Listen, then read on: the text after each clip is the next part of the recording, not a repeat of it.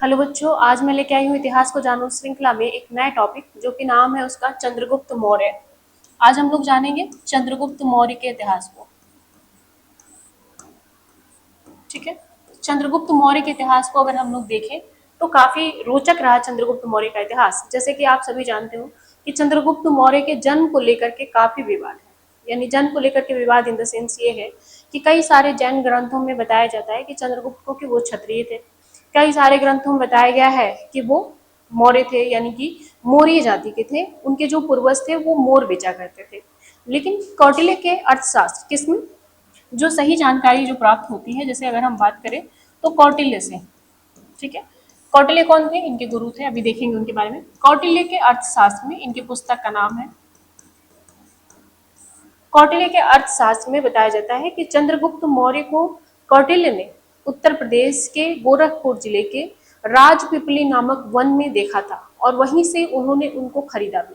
जैसे एक बार होता है कि धनानंद जो है चंद्रगुप्त मौर्य का इनका कौटिल्य का अपमान करेगा और अपमान कर देगा, तो उसके कारण ये प्रतिशोध की भावना में जलते हुए जंगल से गुजरते हैं। और जब जंगल से गुजरते हैं तो उसी बीच देखते हैं कि कुछ बच्चे आपस में समूह बना करके नाटक खेल रहे हैं और उस नाटक का नाम रहता है राजविलास। ठीक है, और राजविलास नाटक का नाम रहता है और उसमें चंद्रगुप्त मौर्य जो रहता है ना वो राजा की भूमिका में होता है। तो राजा की भूमिका में रहता है चंद्रगुप्त मौर्य और बोलता है कि मैं तुम्हें आदेश देता हूँ कि पूरे भारत पे और अखंड साम्राज्य पे मेरा शासन है। इसको लेकर के इस ये जो शब्द रहता है ना चंद्रगुप्त का, ये कौटिल्य को काफी पसंद आता है। और जिस फॉर्म में बोलता है ना, होता है ना कहीं भी किसी भी चीज को किस फॉर्म में आप बोल रहे हैं, तो वो फॉर्म बहुत पसंद आता है उनको और उसकी वजह से वो काफी खुश होते हैं और पता करते हैं। तो चंद्रगुप्त किसी ग्वालक के यहाँ किसी जिसके यहाँ ग्वालक मतलब जिसके यहाँ बहुत सारी गाय हो, तो गाय जिसके पास था तो उसके यहाँ काम करते थे और उनकी माँ भी वहीं काम करती। चंद्रगुप्त की माँ का नाम जो रहता है, उनकी माँ का नाम यानी माता का नाम मूरा होता है। ठीक है, माता का नाम मूरा रहता है। तो चंद्रगुप्त क्या करते हैं, चाणक्य क्या करते हैं, चंद्रगुप्त को 1000 करशापन में, करशापन मतलब 1000, करशापन का मतलब चांदी की मुद्रा। ठीक है, चांदी की मुद्रा, करशापन उस समय मुद्रा हुआ करती थी, चांदी की मुद्रा। तो चाणक्य क्या करते हैं कि चंद्रगुप्त को 1000 करशापन में खरीद लेते हैं उनके मालिक से और उनको लेकर के कहाँ चले जाएंगे, तक्षशिला। तक्षशिला कहाँ पे है, पाकिस्तान में है। तक्षशिला क्या है भाई, अभी वर्तमान के पाकिस्तान में। उस समय भारत का ही अंग था, तो भारत का हिस्सा था। यहाँ से लेके हेरात कांधार तक भारत का हिस्सा था। तो तक्षशिला चले जाते हैं। तक्षशिला विश्व की सबसे पुरानी यूनिवर्सिटी है, बिल्कुल, और भारत की सबसे पुरानी यूनिवर्सिटी नालंदा है।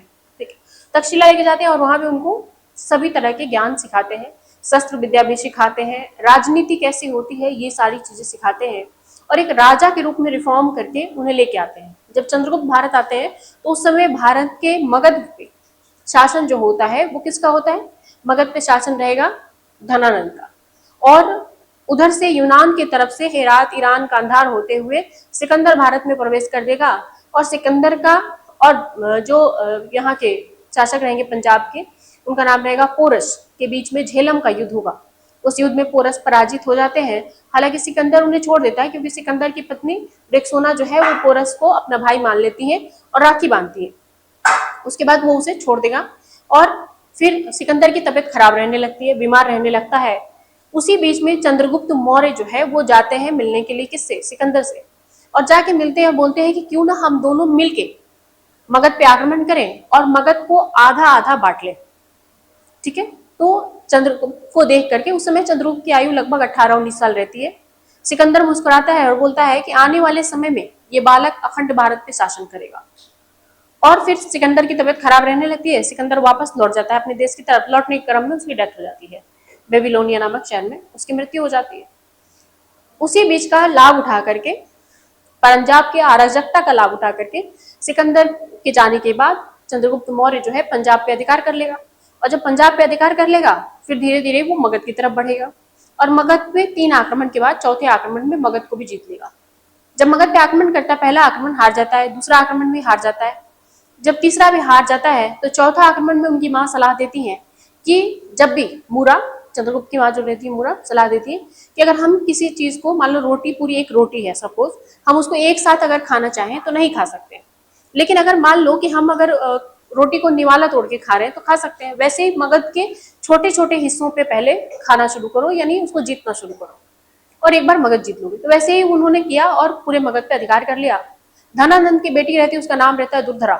दुर्धरा से विवाह भी किया उन्होंने, और उसके बाद से मगध पे शासन करना शुरू किया। सिर्फ मगध पे ही नहीं, बल्कि अखंड भारत के शासक निर्माता कहे जाते हैं चंद्रगुप्त मौर्य। पूरे भारत पे शासन किया उन्होंने, और भारत पे ही नहीं बल्कि भारत के बाहर भी अपने विजय अभियान को शुरू किया।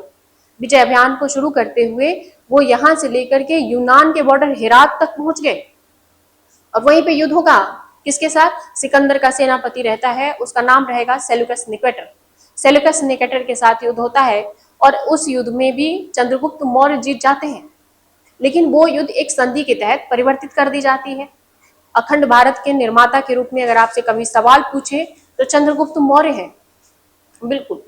और हाँ, ये कह सकते हैं कि मगध का वास्तविक संस्थापक कौन है, तो तब आप बिंबिसार कह सकते हैं। मैं किसी दिन हर एक वंश को भी सुनाऊंगी, बट आज चंद्रगुप्त मौर्य को थोड़ा सा जान लेते हैं हम लोग।